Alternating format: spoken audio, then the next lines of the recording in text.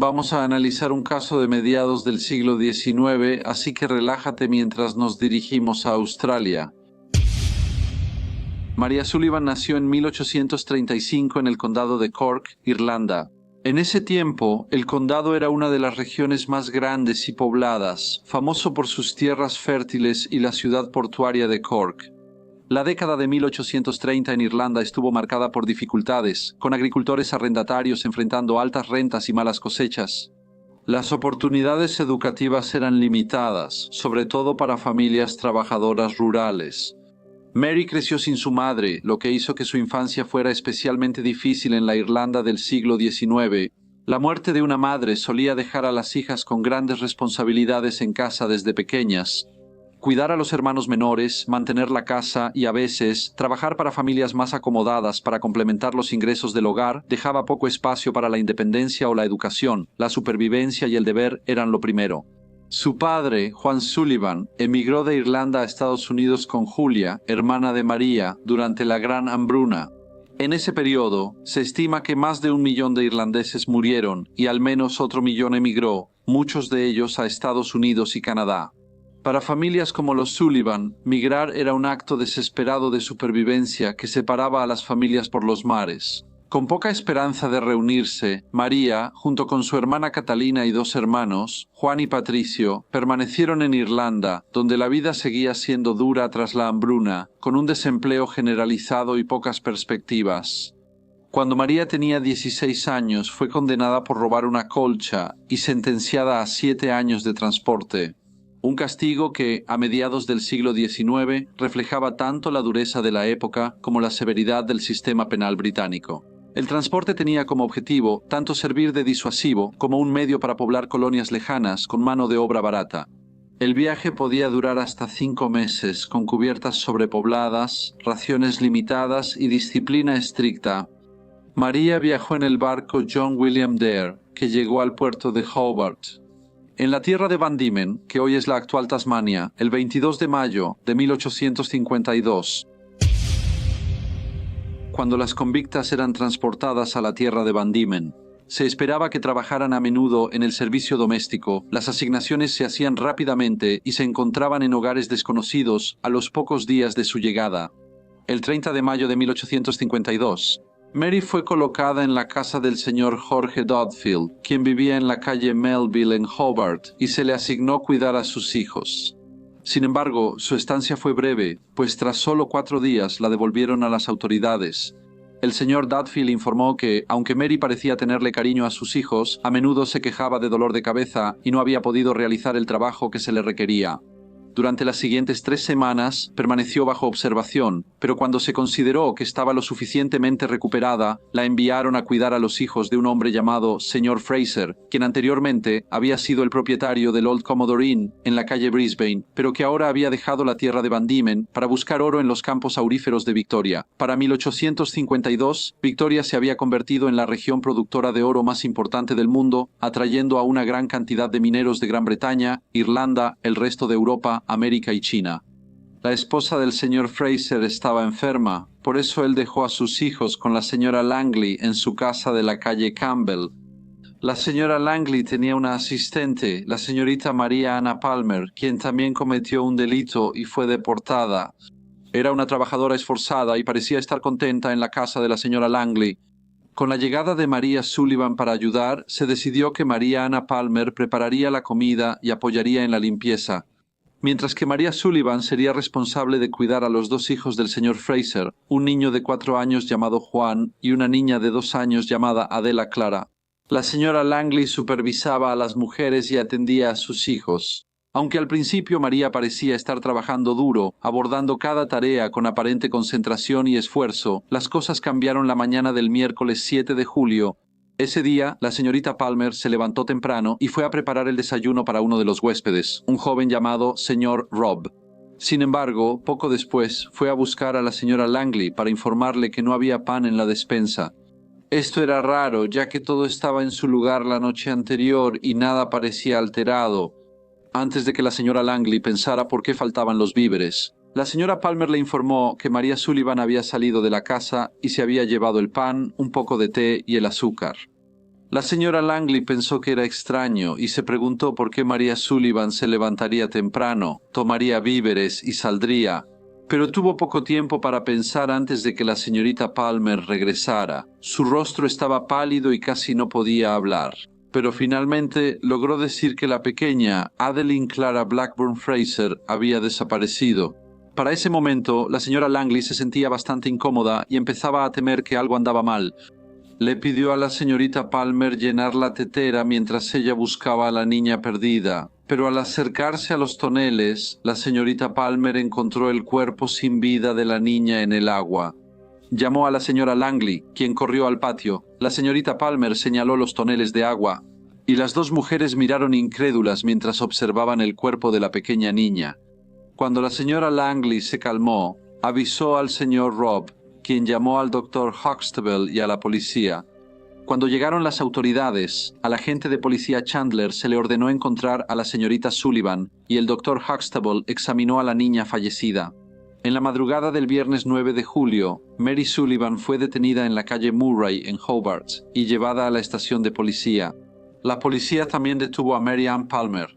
Aunque la señora Langley y otros que conocían a la joven informaron a las autoridades sobre su excelente carácter, se llevó a cabo una investigación en la taberna Fork en la calle Brisbane y la señora Langley fue la primera testigo. Ella dijo que Mary Sullivan había estado a su servicio solo por un corto tiempo y que era una joven muy tranquila que no conversaba mucho.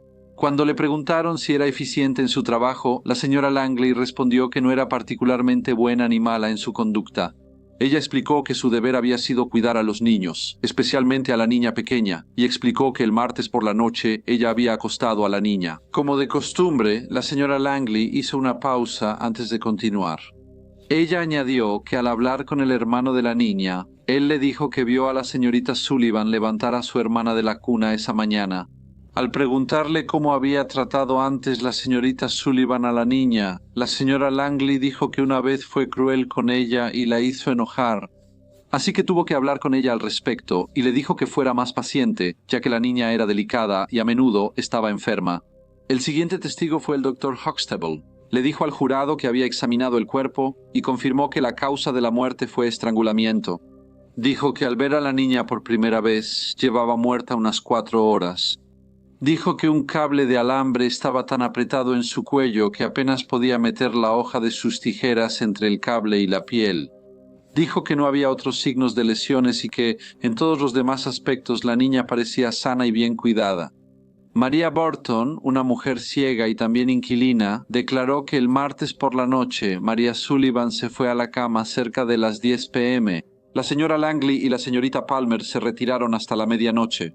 Ella dijo que la señorita Palmer y la señorita Sullivan compartían habitación con los niños y se llevaban bien.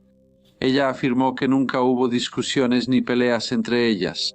La señora Burton dijo que reconocía a todos en la casa por su voz y sabía quién estaba cerca por el sonido de sus pasos.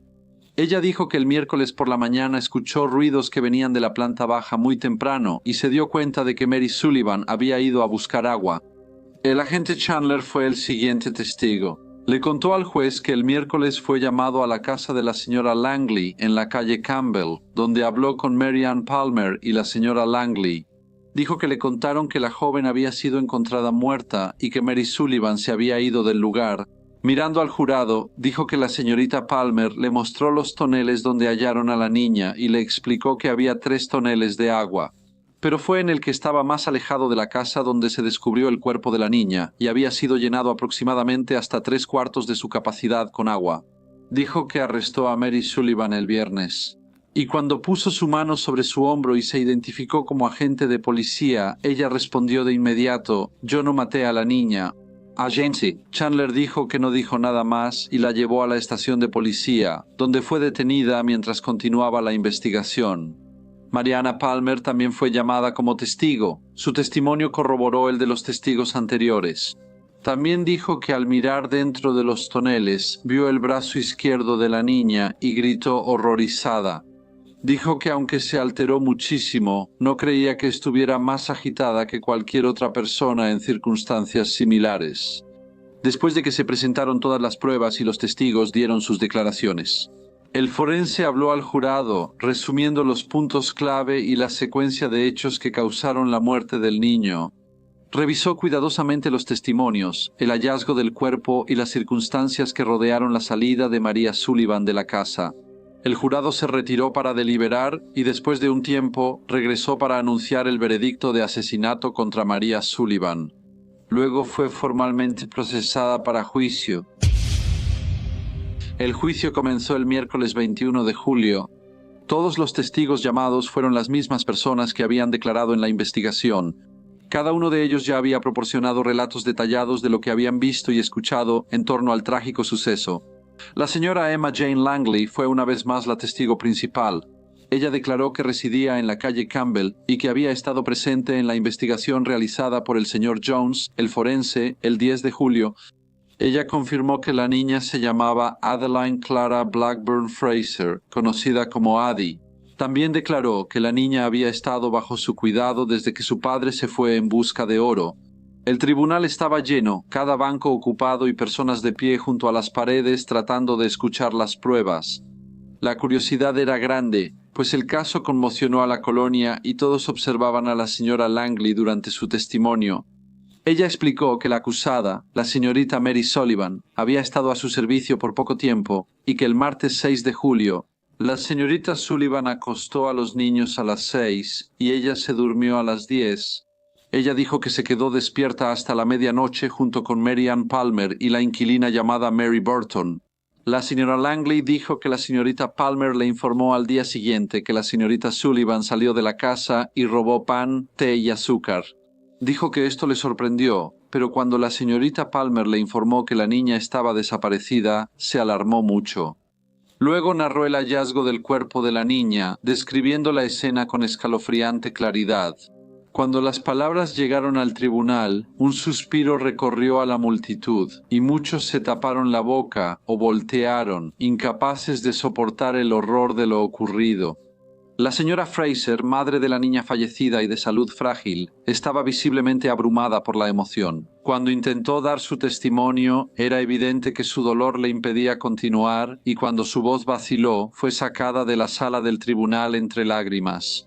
Su breve intento de testimonio provocó un repentino silencio en la abarrotada sala del tribunal, y todos los ojos parecían volverse hacia la prisionera adolescente, quien permanecía de pie en silencio, aparentemente inconsciente de lo que sucedía a su alrededor. El fiscal de la corona le dijo al jurado que el alambre utilizado para estrangular a la niña coincidía exactamente con el tipo que se encontraba en las enaguas usadas por las convictas. Además, se halló que la enagua de Mary Sullivan tenía un trozo rasgado que coincidía con el alambre usado en el crimen. La presentación del alambre y la enagua en la corte causó conmoción entre los presentes. Para muchos en la galería, esta evidencia casi no dejaba dudas sobre su culpabilidad. Otros testigos declararon, cada uno sumando al sombrío panorama de esa mañana. Estos testigos incluían al Dr. Huxtable, quien relató su examen del cuerpo del niño y el hallazgo del alambre y marcas en su cuello. Sus palabras causaron murmullos entre los presentes. Muchos luchaban por oír los detalles angustiosos. Para cuando se fue el último testigo, para muchos, las pruebas contra Mary Sullivan parecían innegables, y un silencio incómodo cayó sobre la corte. Mary Sullivan no llamó a ningún testigo y no tuvo nada que decir en su defensa. En 1852, los prisioneros en las colonias australianas solo tenían representación legal si podían pagarla. Mary, con poca educación y sin conocimiento legal, quedó sola en la sala del tribunal sin quien interrogara a los testigos ni hablara en su defensa.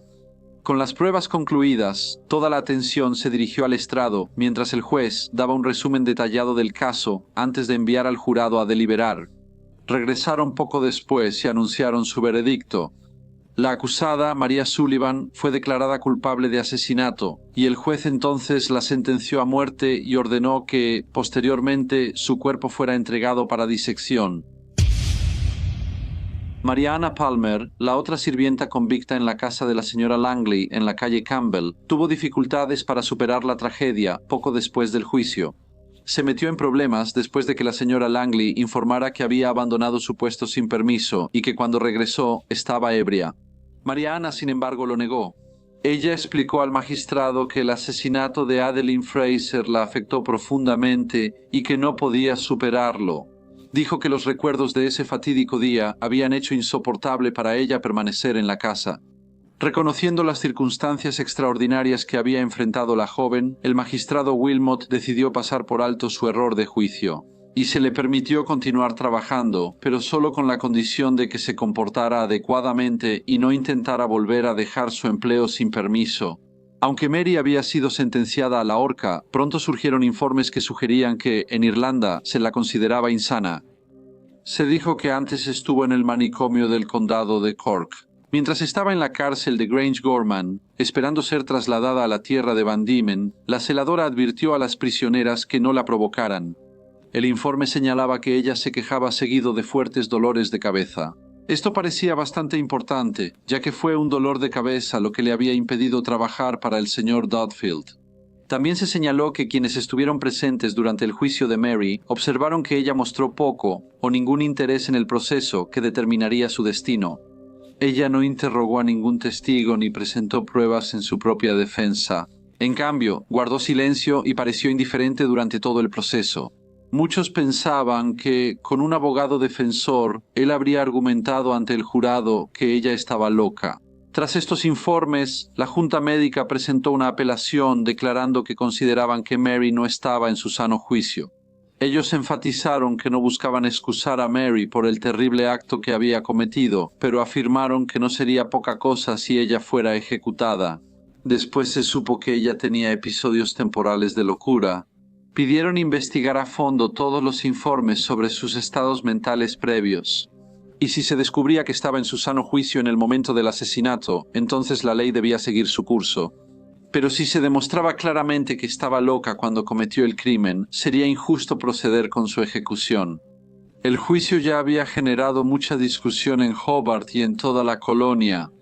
Pero ahora, con esta nueva evidencia sobre su estado mental, Maria Sullivan volvió a ser el tema principal de conversación para la gente que vivía en la tierra de Van Diemen. Muchos sentían simpatía por la familia, aunque algunos estaban incómodos con ahorcar a una chica de 16 años, especialmente a una que podría no estar en su sano juicio. Un periódico sugirió que María estaba endurecida en su culpa, afirmando que hubo intentos fallidos por parte de la Iglesia y las Hermanas de la Caridad para hacerla consciente de su situación.